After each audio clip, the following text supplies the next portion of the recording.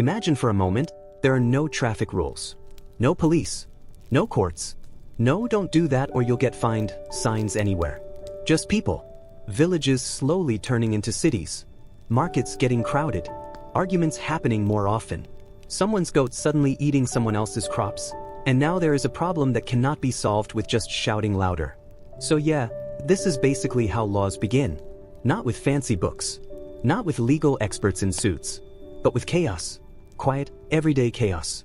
Long ago, in the earliest civilizations like Mesopotamia, people started realizing something very simple. If everyone does whatever they want, life becomes a bit of a mess. Actually, more than a bit. A full disaster. So rulers stepped in. And this is where things start to get interesting. Because instead of just saying "be nice to each other," ancient leaders started writing down rules. Real rules. On stone. On clay tablets. Heavy, permanent, and impossible to accidentally lose. And these weren't just suggestions. They were strict. Like, very strict. But before we jump into the weird and bizarre laws later in this story, we need to understand something important. In the ancient world, law was not just about order. It was about power. And also about the gods. In many early societies, people believed laws were not made by humans alone. They were given by divine forces. That means breaking a law was not just illegal, it was kind of disrespecting the universe itself. So imagine living in a world where even small mistakes might upset not just your neighbors, but also the gods watching from above. No pressure, right? One of the earliest places where written law appeared was Mesopotamia, often called the cradle of civilization. It was a region full of busy city-states, rivers, farms, and people trying very hard to organize life. At first, leaders probably used simple rules. Things like trade agreements, land boundaries, and punishment for theft. But over time, those rules grew. And grew. And grew some more. Until finally, someone decided, let's write everything down so nobody can argue later. Honestly, probably the first lawyer of history sighed in relief that day. Because before written laws, everything depended on memory, tradition, and who shouted the loudest in a dispute. And as you can imagine, that is not exactly a fair justice system. So written laws changed everything. Now people could point to a rule and say, look, it's right there. On that stone. You can't just ignore it. But here's the funny part. Even though writing laws was supposed to bring fairness, it also made things more complicated. Because once you start writing every rule down, you suddenly realize humans do a lot of strange things that need rules. And this is where ancient law becomes really interesting. Not just serious, but sometimes oddly specific. We're talking about rules for builders, farmers, merchants, priests, and even family members. Rules for things you would never think needed rules. Like what happens if a house collapses? Or what happens if a doctor makes a mistake? Or what happens if someone refuses to follow a contract? In modern times, we might handle this with insurance, courts, and long paperwork. But in ancient times?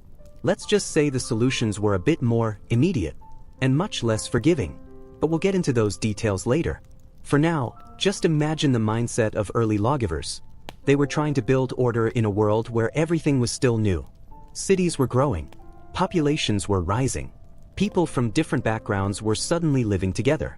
And whenever humans live close together, conflict is unavoidable. One person's water source becomes another person's farming problem. One trader's deal becomes another trader's disagreement. One small misunderstanding becomes a big argument very quickly.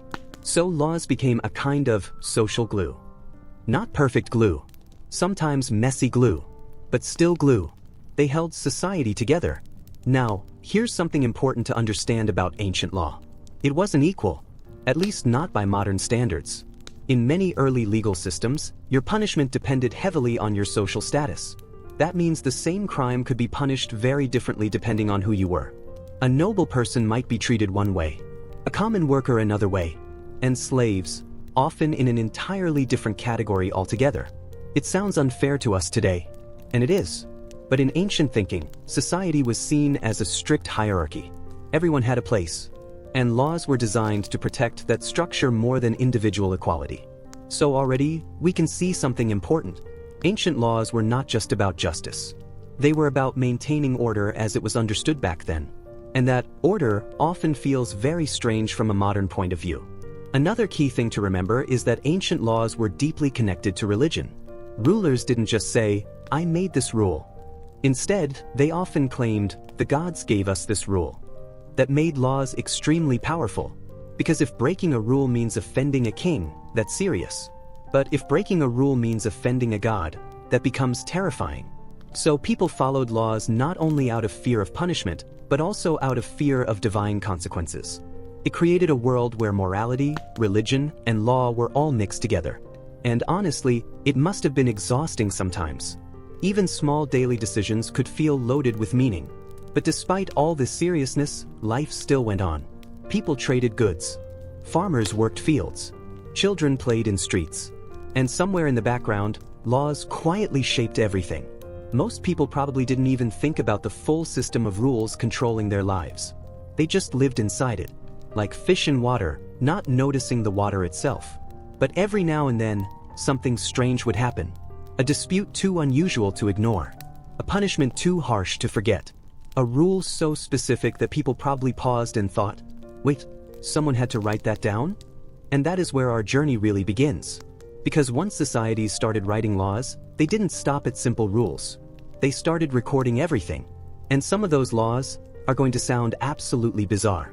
So now that we understand how ancient law was born and why it existed in the first place, we're ready to step into the real stories. The strange ones, the strict ones, and the ones that will make you wonder how anyone managed daily life without constantly breaking a rule. But for now, let's leave the ancient world here for a moment.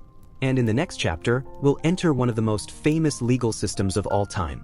A place where laws were carved into stone, and where punishment was often far more direct than we would ever expect. If chapter 1 was the birth of laws story, then Babylon is where things get serious. Like, not just don't steal your neighbor's goat, serious. If your house falls down in a very specific way, here is exactly what happens next, serious. We are now in ancient Mesopotamia, in the great city of Babylon. A place full of tall walls, busy markets, stone buildings, and people trying to live normal lives under a system of laws that was anything but normal by today's standards. And at the center of it all is one famous name, King Hammurabi. He didn't just rule. He didn't just fight wars or collect taxes. He also did something that would change legal history forever. He wrote things down. Very permanent things. On stone. Big stone pillars called stelae. Imagine a giant stone slab standing in the middle of the city like a public notice board, except instead of event announcements, it contains laws. Hundreds of them. No scrolling. No hiding. No terms and conditions I didn't read. Just pure legal reality carved into rock. This became known as the Code of Hammurabi, and it is one of the oldest and most famous law codes in the world. Now, before we go into the strange details, we should understand something important. Hammurabi wasn't trying to be funny or weird. He was trying to create order. But the way ancient people defined order can feel a bit intense from a modern perspective. Because in Babylon, law was not gentle. It was direct. Very direct. One of the most famous ideas from the Code of Hammurabi is the principle of an eye for an eye. Now, that sounds simple enough. You might think it just means fairness. But in practice, it was much harsher than modern justice systems. If someone caused harm, the punishment often matched the damage in a literal way. No long court debates. No months of appeals. More like immediate balance restored. It created a sense of strict justice, but also a sense of fear. Because every action had a very clear consequence. Now let's talk about something even more interesting. The laws in Babylon were extremely specific. Not just don't break the law, but if this exact situation happens, here is the exact punishment. For example, builders had a very dangerous job under Hammurabi's law. If a builder constructed a house and that house collapsed and killed the owner, the builder could be put to death. One bad construction job, and that's it. Imagine going to work in the morning thinking, I hope this wall I built yesterday doesn't decide to collapse today. No pressure at all. But there's more. If the collapse killed the owner's son instead of the owner, the builder's son might be punished. That sounds shocking today, but it shows something important about ancient thinking. Responsibility wasn't always personal in the modern sense. It could extend to family and household, which makes the idea of work-life balance in Babylon a bit terrifying. Now let's move to doctors. Medicine in ancient Babylon was already developing, but it came with serious risks. If a doctor performed surgery and the patient died, the doctor could face severe punishment. If the patient was a noble, the punishment could be extreme. But if the patient was a commoner, the consequences might be different. So even healing someone was not just a profession. It was a legal gamble. Imagine going to medical school knowing that your final exam might involve life or death consequences that are also legally binding. No wonder ancient healers also relied heavily on prayers and rituals. It wasn't just medicine, it was survival on multiple levels. Now let's look at trade. Babylon was a busy trading city. People bought grain, animals, cloth, and all kinds of goods. And of course, disputes happened. So there were laws about contracts. Very detailed ones. If someone failed to honor a trade agreement, there were strict penalties. If someone sold defective goods, there were consequences. Basically, Babylon understood something we still deal with today. People exaggerate what they sell. Even 4,000 years ago. Some things never change. But what makes the Code of Hammurabi fascinating is not just the strictness. It's the level of detail. It feels like someone tried to predict every possible argument humans could ever have, and then wrote down a solution for each one. For example, there were rules about irrigation systems. In Babylon, water was life. Farms depended on canals. If someone failed to maintain their irrigation channel and it flooded a neighbor's land, they were responsible for the damage. So even water management was a legal matter. Basically, if you lived in Babylon, you were never fully off duty from law. Even your farmland could get you into trouble if you weren't careful. Now, let's talk about something important in Babylonian law. Social class.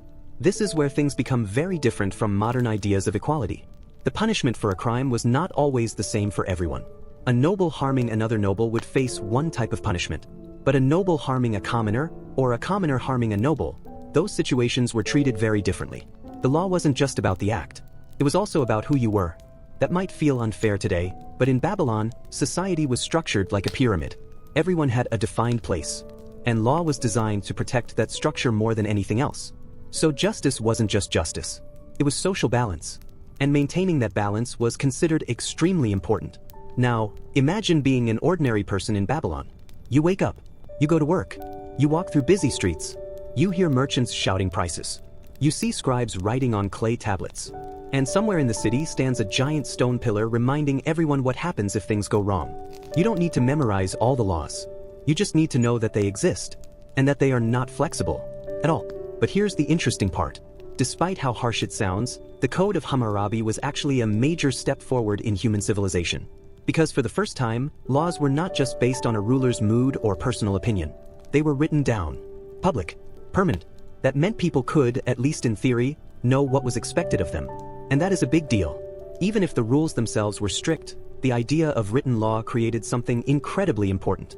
Predictability, structure, order.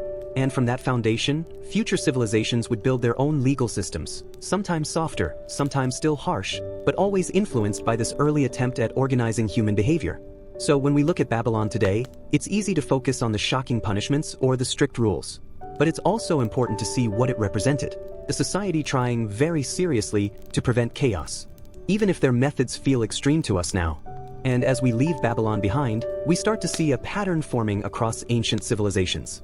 Every society had its own version of law. Every society tried to control behavior in its own way. And every society had rules that would sound completely bizarre if written today. But Babylon is just the beginning, because next, we move to a civilization where law was not just about order, but about divine balance, ritual purity, and the idea that even small actions could disturb the harmony of the universe. Ancient Egypt. And things are about to become even more fascinating.